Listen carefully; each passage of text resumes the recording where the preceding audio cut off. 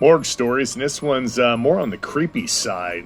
This person's family owned their cemetery for about 5 generations, and this person's been working there since he was age 12. The house that the family built was on the property and about 30 yards back from the main office. One night when they were kids, he's telling the story, his grandpa and uncle were up late. The uncle happened to look out the window and swore to his grandfather that he'd seen someone walk behind the trees.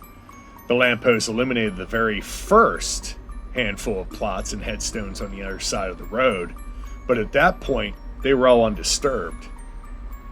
The person's grandfather and uncle stood at the window for a little while with the grandpa ultimately teasing his brother, we could say, for being scared.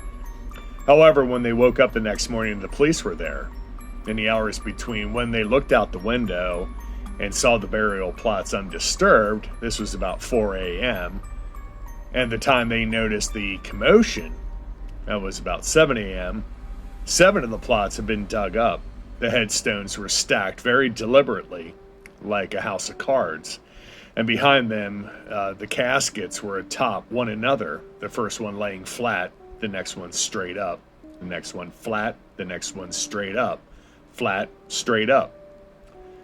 The final one being flat, with the casket dimensions taking into account, that's nearly about 30 feet.